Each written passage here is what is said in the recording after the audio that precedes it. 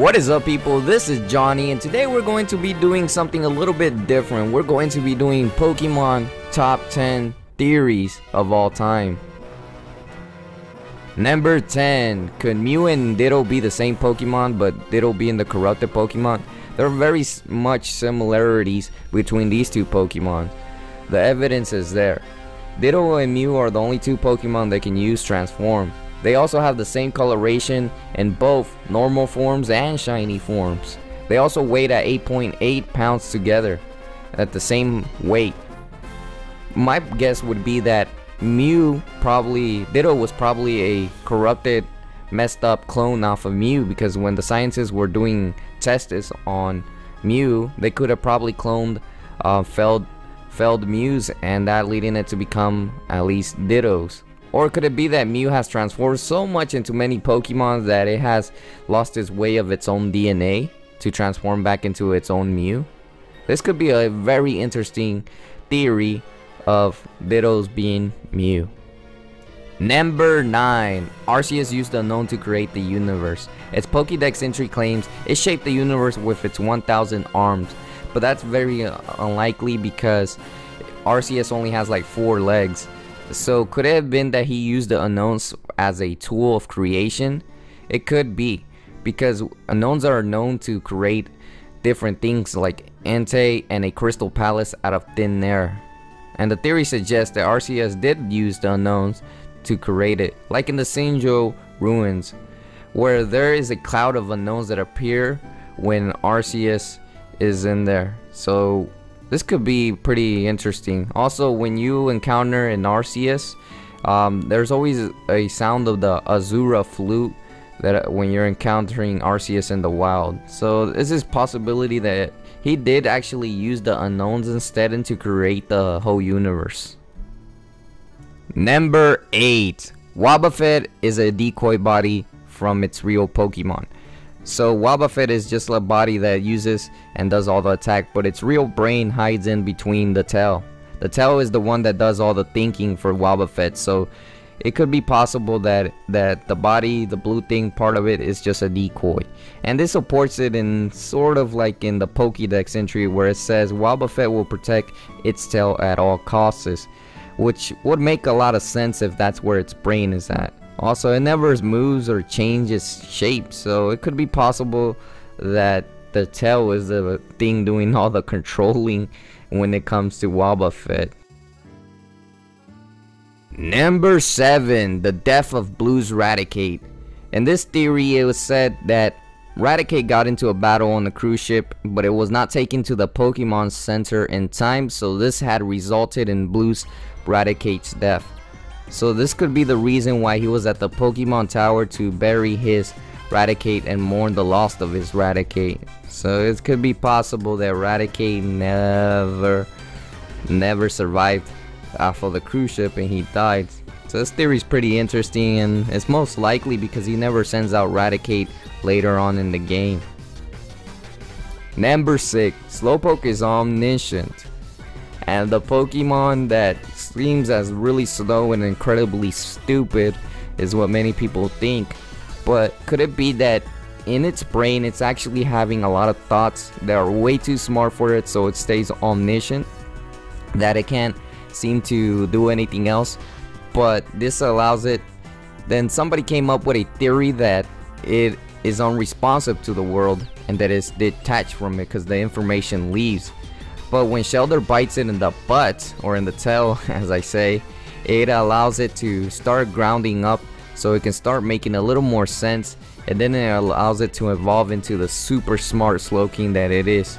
So it probably was just that the bite helps it so it can evolve into Slowking, and it finally can be able to focus on its own thoughts. Number 5.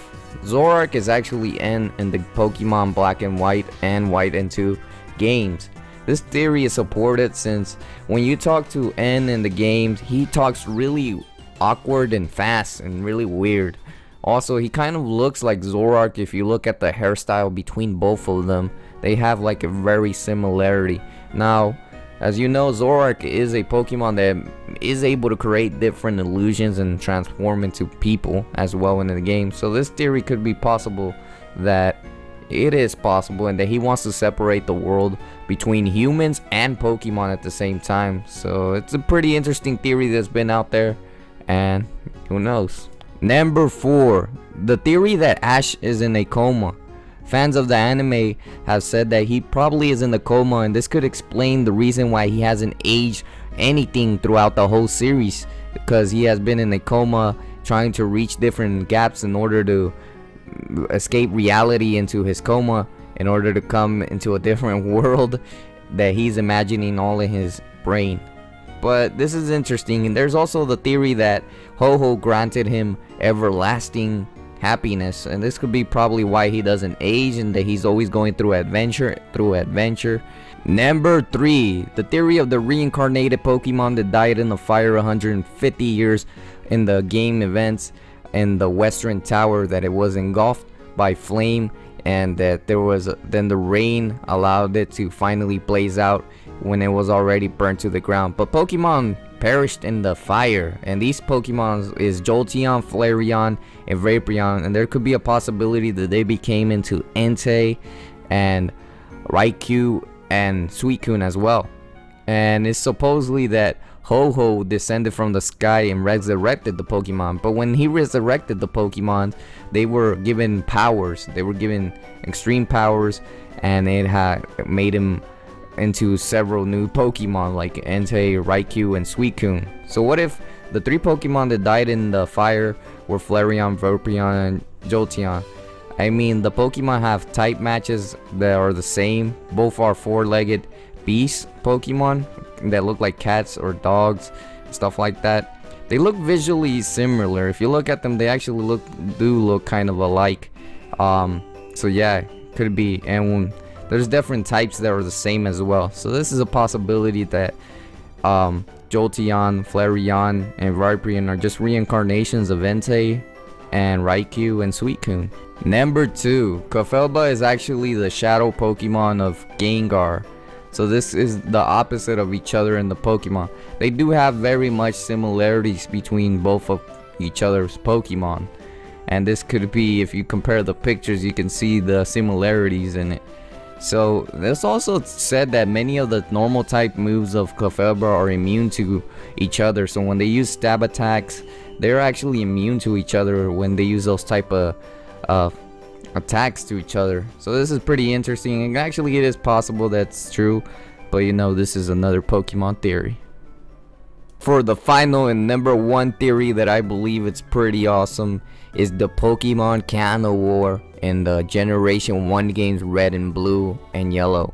And the reason I want to talk about this theory is because it has been several theories out there that there was a Pokemon War, because there is no adults, like older adults, that much in the game. They have all been disappeared in the game, because Red does not have a father, Blue does not have a father either. So what could this mean? They don't have any fathers, and everywhere you go around, nobody has freaking seen any fathers. And Lieutenant Surge mentions at some point that he used an electric type to win the Pokemon Canon War, to survive in the war. So this could bring a theory up that there was a Canon War, and that most of the adults are dead and gone, and that's why they don't have any fathers or anything. Thanks for watching my top 10 theories of Pokemon. Now this is just a theory compiled by me, and these are the ones that I personally like the most, but I will be doing more theories as well on my channel, and detailed one at a time. So yeah, thanks for watching. Also, if you haven't checked out my last video of Pokemon theories, make sure to click in the middle, and that theory contains is who is Ash's father. And go ahead and click the middle if you want to go see that video if you're interested in more theories.